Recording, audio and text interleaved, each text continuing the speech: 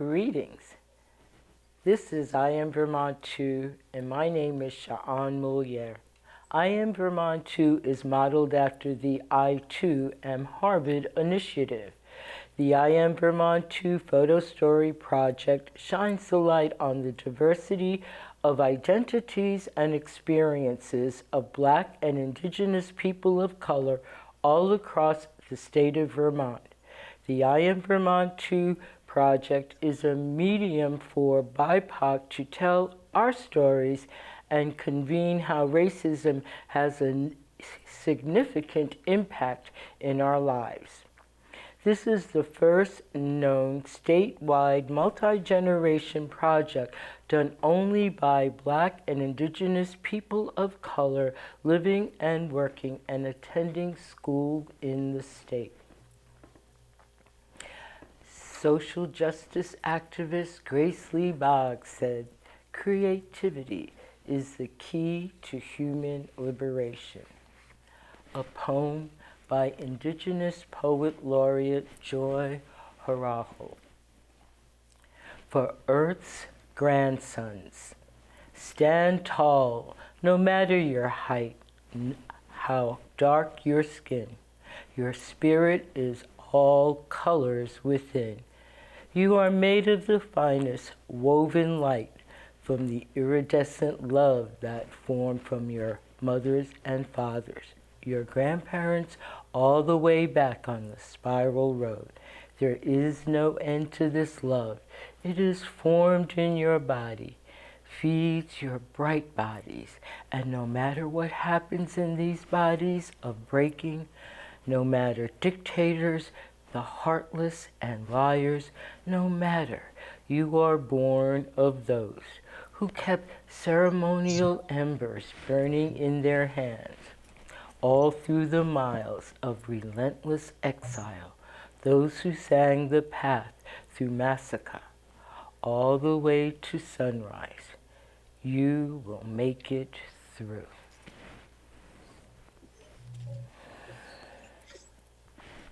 My guest today is Mike Hill. I first met Mike several years ago at a multicultural youth conference when he was working for Spectrum Youth Services in Burlington. I'm so delighted to welcome you to the program. Thank you for being here and for providing the poem. Before you tell the viewers about yourself, can you share what it was like to ask to be a guest on today's program? Hi everyone. My name is Mike Hill Jr. You see him, his pronouns. It was an honor. And I was excited, still I'm excited. A little anxious and nervous because I also don't like being celebrated. So, yeah, that's how it felt and still feels that way. Well, I truly appreciate it, and from our conversations and from the various meetings and committees that we've shared, you have brought a lot to the table. Your experience with youth, your experience with BIPOC is so needed and a model. And again, I thank you. So tell us a little bit about who you are, something about your background, where you're from. Okay. So I'm originally from New York City, born and raised. Primarily Harlem, Manhattan, and the Bronx, Dykeman, Fordham, Concourse. And I came to Vermont to go to college, and I stayed out here. I did some other stuff. I left the state for a little bit, but I did some other stuff. I am a father to a beautiful young boy. I am blessed and honored to say that I own my own LLC. It's a trauma-informed equity consultancy, and I'm also a doctorate student in the Educational Leadership and Policy Studies program at UVM, University of Vermont. And I work at the University of Vermont too.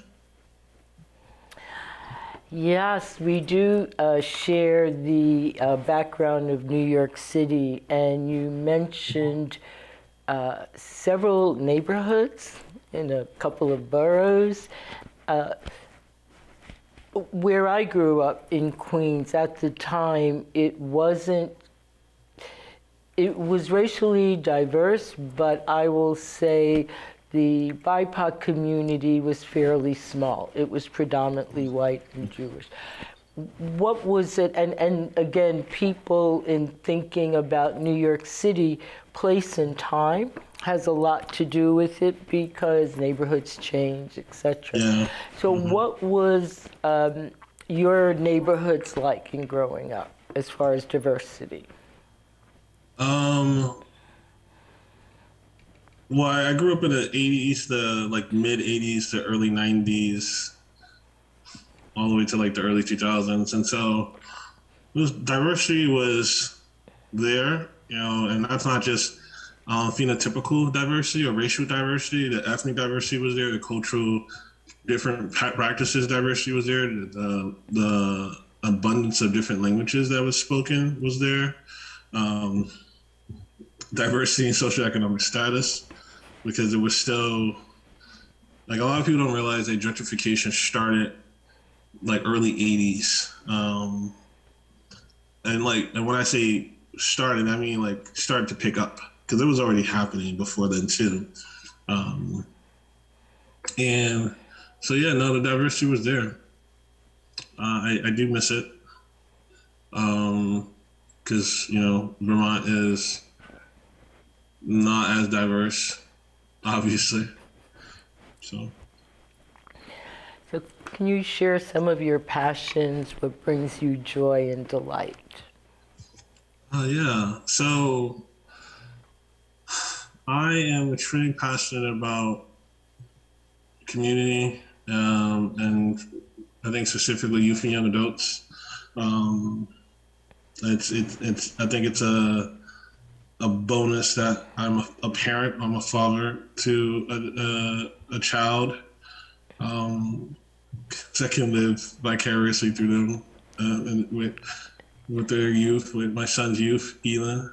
I'm also very passionate about the work that I do at the University of Vermont, but also my equity consultancy. I'm saying a lot. Just notice that. That's not a norm for me. I think lastly, I'm passionate about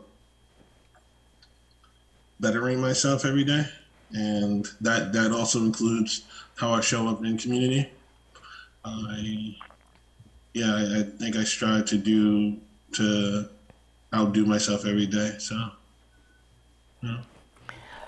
Can you inform a little bit or describe a little bit more about the work that you do at UVM?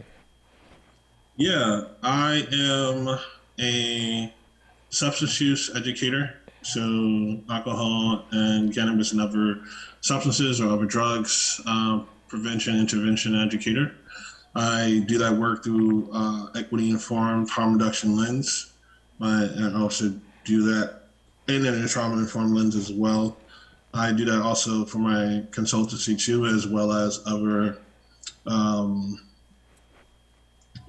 areas of focus, such as restorative justice and practices, trauma-informed practices, youth and young adult centered empowerment work, and lastly, community healing and community building work. And that's primarily situated to parental or like community engagement. So yeah.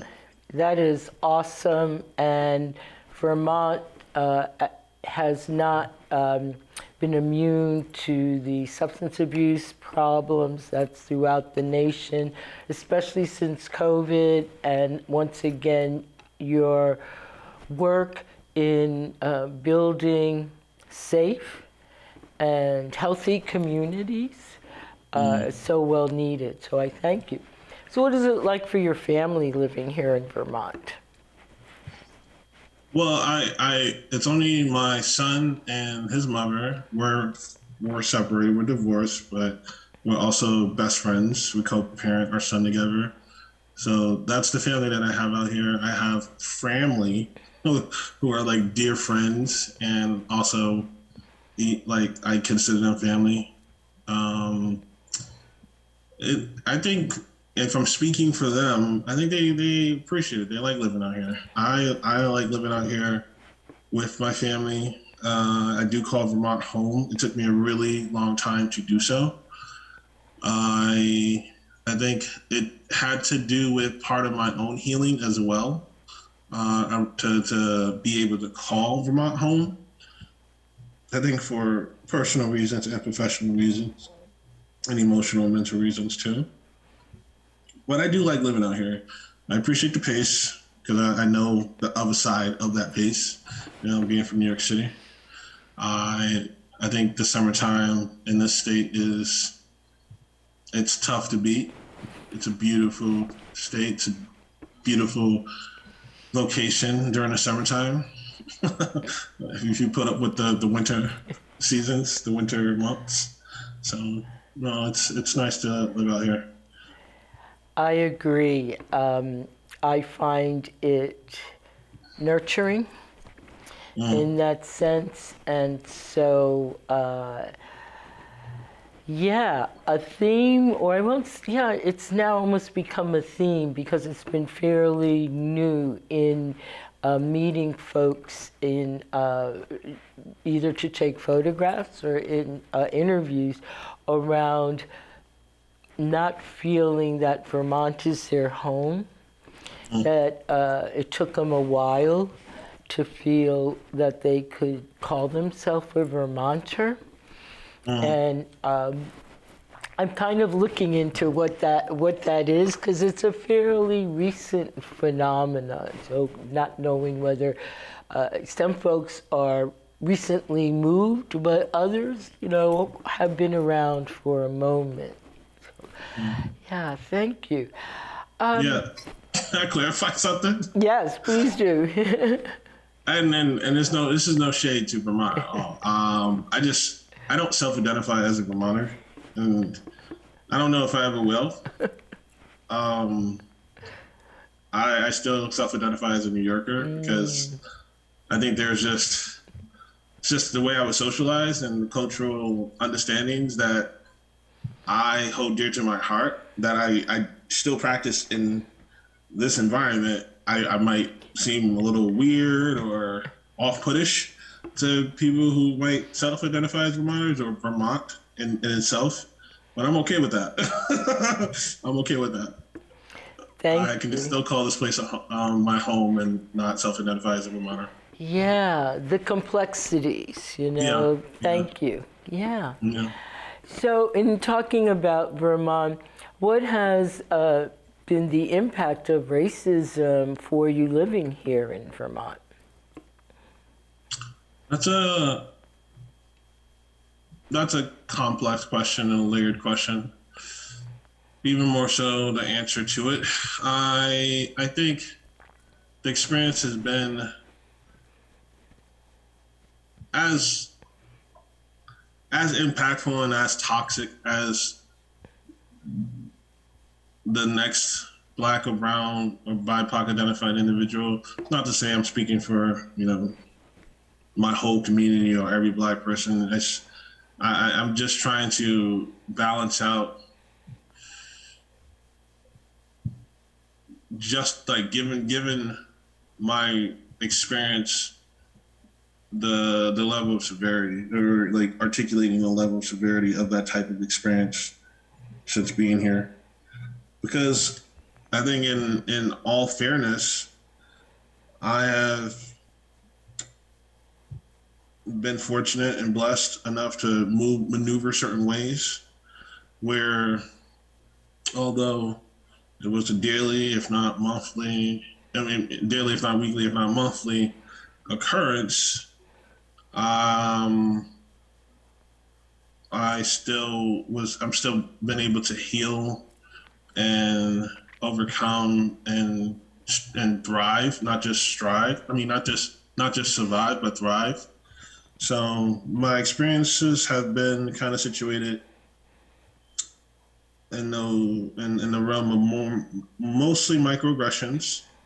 There've definitely been some aspects of macroaggressions, and that's some micro or interpersonal or individual or relationship aspects of racism that might come my way or be put upon me. The macro is systems and institutions that I've navigated or still have to navigate. Um, Obviously, I think we are all impacted by meso, policies and culture and the communities that we navigate. So, but primarily micro and not as many macro. And like I said, I feel extremely fortunate and blessed to have that perspective. Thank you. And so, talking about microaggressions, can you give an example of a microaggression? Briefly describe it and how it made you feel at the time. Well, I think it'd be beneficial to use the one that I used when we first, well, not when we first, but when we first engaged around I Am Vermont 2. I remember doing security at bouncing for one of the bars in downtown Burlington. And on multiple occasions, individuals came up to me, patrons, passerbys, would ask, hey, do you know where I can obtain some substances? And I think this is where we can talk about conceptualization of intersectionality that's not always talked about. But that aspect of intersectionality where I can accept at one level why you felt comfortable enough to do that, no matter what your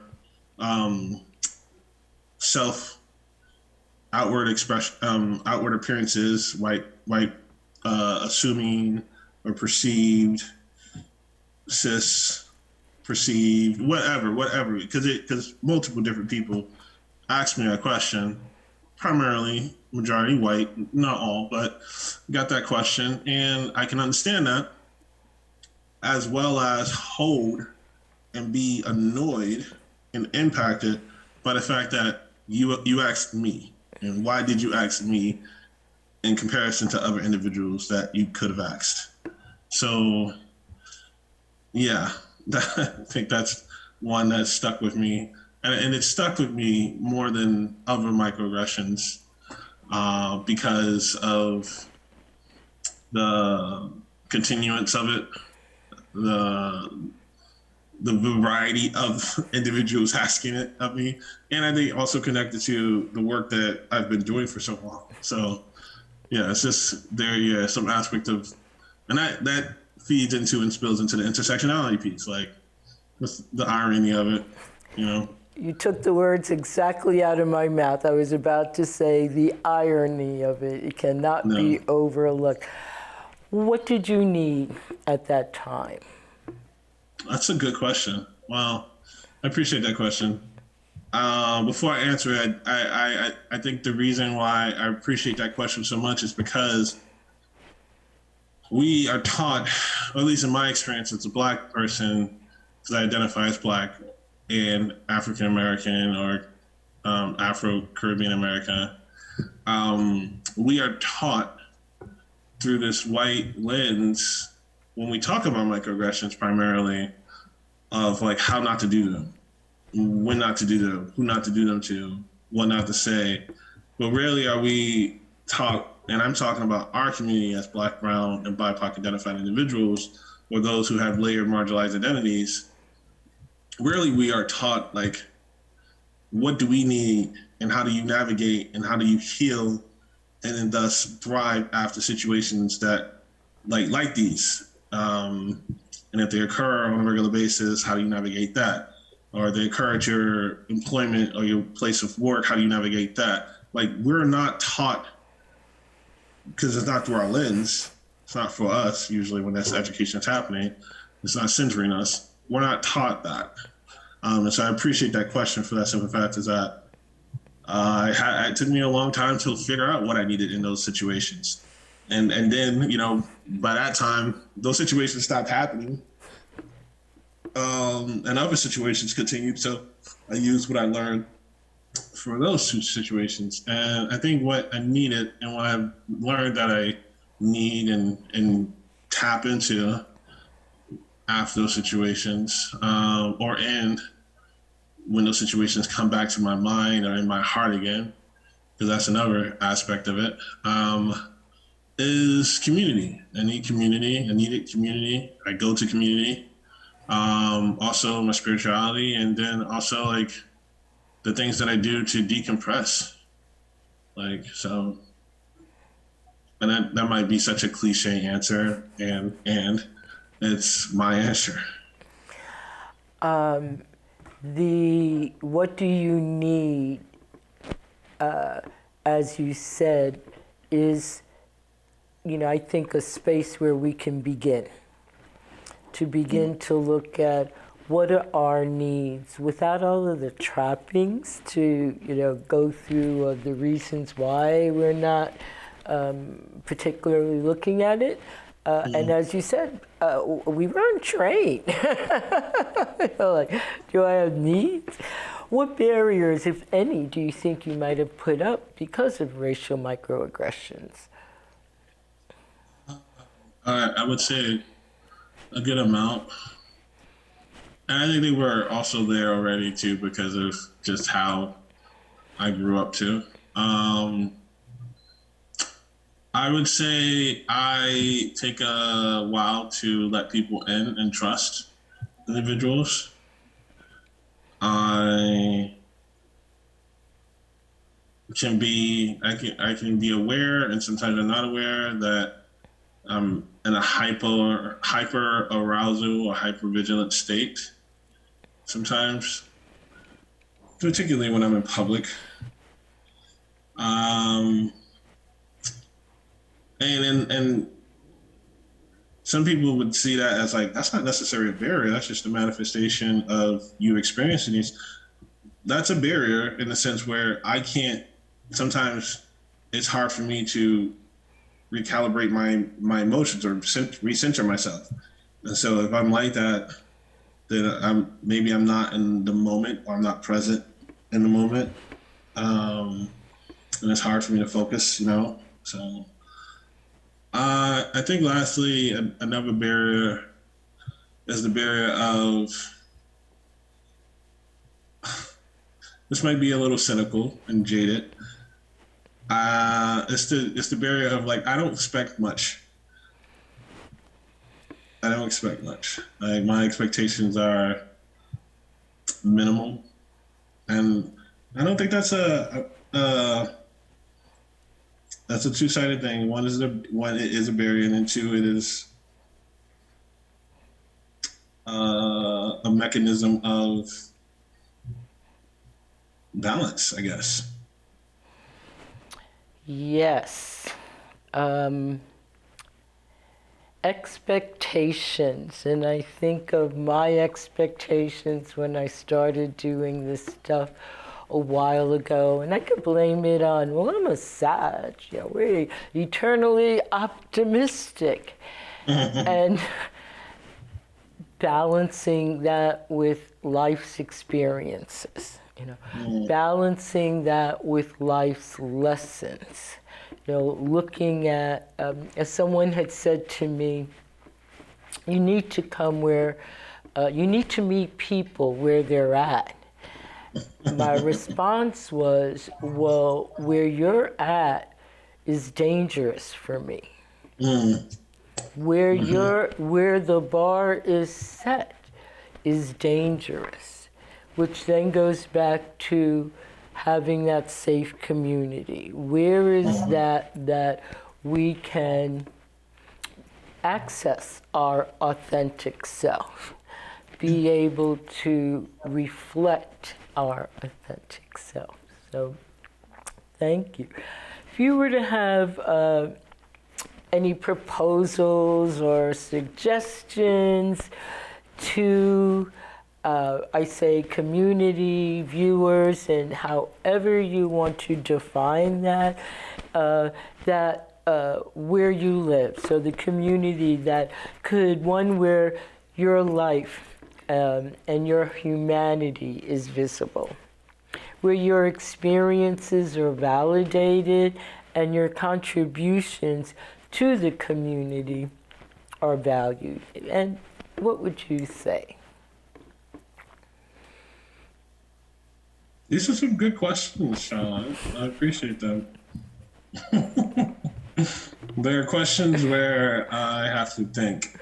I have to be intentional and thoughtful in my answer. So, to that community, I think the first thing I would say is thank you. Like, I'm extremely grateful and appreciative because I feel fortunate and blessed to say that I do have that type of community and those type of individuals in my life, which it's not easy to come across or cultivate.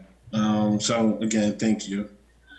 And aspect of advice or guidance to that community. All right. And I have no idea who's going to see this from my community. So this is like a shot in the outward cosmos of joy and love and consideration and compassion. I think one aspect that I've done from my community, and I say my community should do, is create a mechanism or a opportunity where you are reminded of our community, because it has acted as an organic and intimate form of healing and decompression for myself. And in full transparency, I haven't engaged in the mechanism that I created for myself in a while, but I know that it has done wonders for my emotional and mental health. So the form of appreciation and reminder of my community, and you're out there listening or will get to see this, I have 2 containers, or actually they're potters. They're potters. They look like Black women avatars, and within them I put like sticky notes of appreciation and love and consideration that I've gotten from other individuals of my community. Or after talking to friends and family, community members who are in my community, remembering like things that they've said about me or aspects of the conversations that we've had, and wrote that on a sticky note and put them in the planters. And occasionally I might go to the planter and pull one out randomly and read it for myself, just to get that little like oomph, or like cappuccino shot of love for the day. I think living in Vermont has allowed space for me to like soften up, I guess. Hey, listen, growth is about us. There are opportunities all over. And, I'd like to thank you again, Mike, for being my guest, for sharing your experiences, and for providing the poem. And I'd like to thank you, viewers, for watching I Am Vermont 2. Like us on Facebook.